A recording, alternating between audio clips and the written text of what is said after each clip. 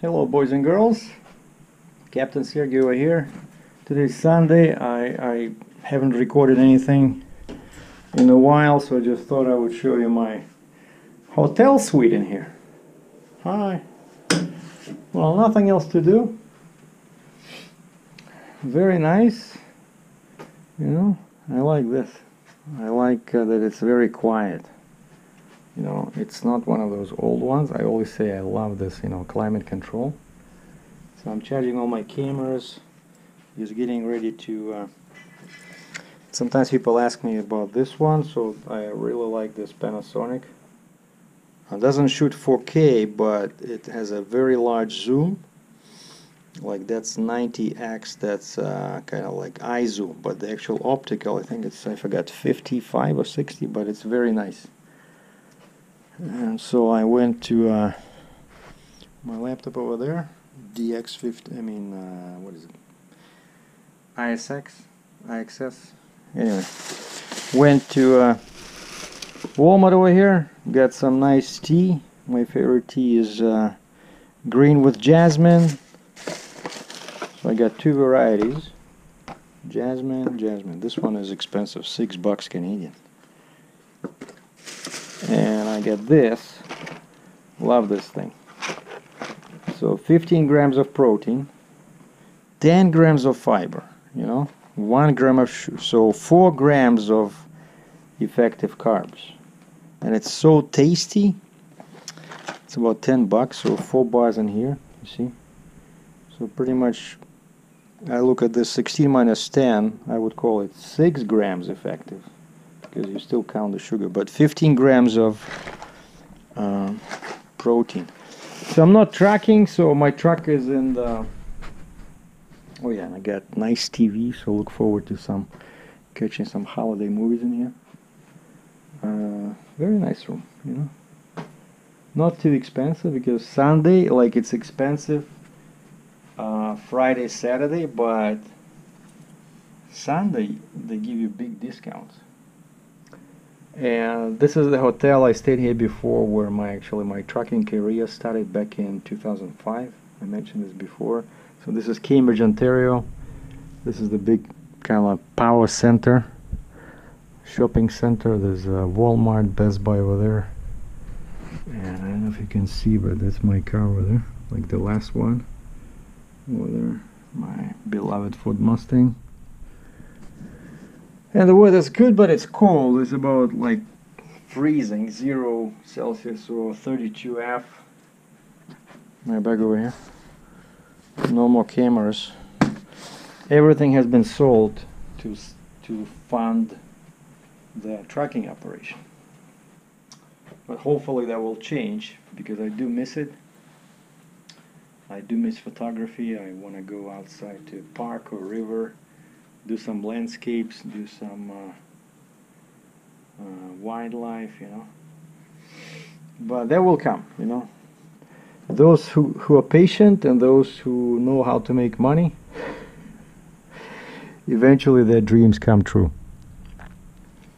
As for the trucking,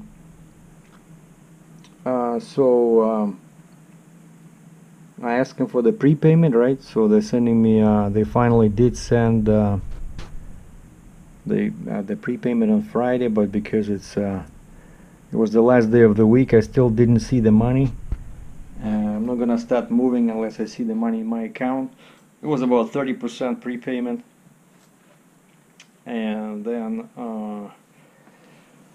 so I still need to wash the machine because it's dirty, cannot go across the border like that. And I gotta scale it, so I ordered just to be sure, you know, like I have an idea what my weight is. I'm guessing it's about 120,000 pounds gross, but I want to scale it in Woodstock. I'll be passing, there's a TA in Woodstock, Ontario.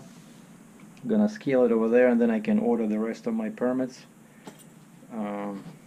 And I hope that I'll be able to start tracking. I don't think it's going to happen Monday, because I haven't seen any customs paperwork yet.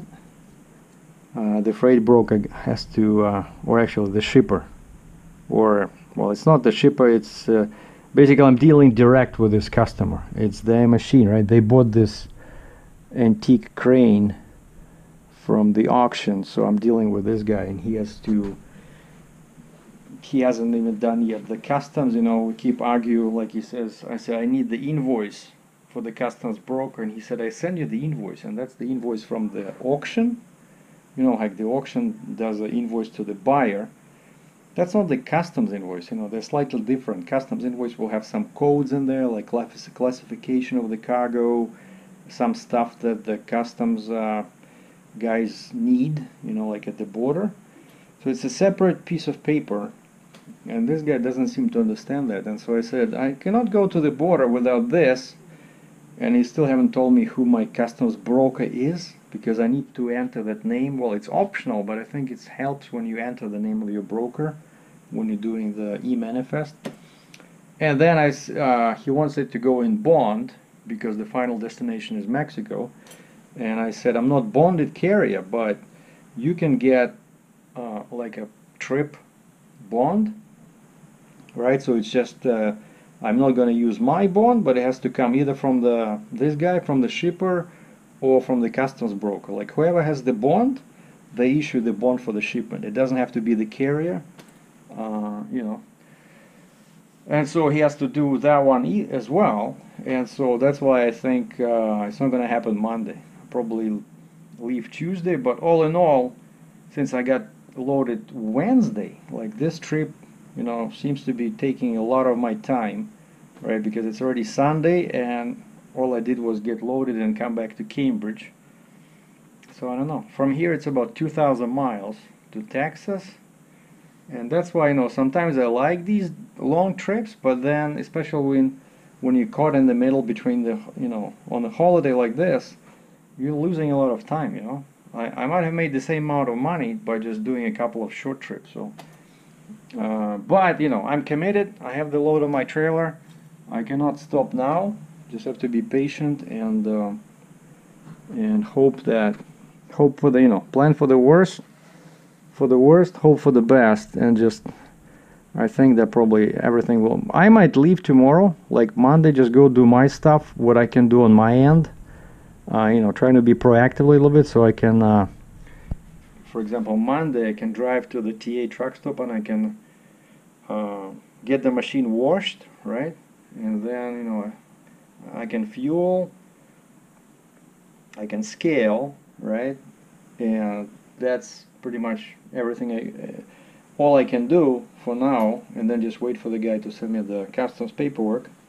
But actually, no, I don't want to leave until I see money in my account. And I did ask him to use a wire transfer, and I've been bugging the guy by email, by text. You know, it's one of those situations where you have to call him 20 times to get an answer. And I said, why I don't have money Friday? You send it Friday. Oh, normally it takes 2-3 days. I said, that has not been my experience. If you did send it really by wire, it takes only a couple of hours. It's immediate. But I see it like after 3 or 4 hours. I said, you probably send it via ACH, which is a cheaper overnight way of doing it. And of course, if he sent it Friday, then I'm not gonna see it until Monday, like the next business day. And he says, well, the important thing is that you'll get it.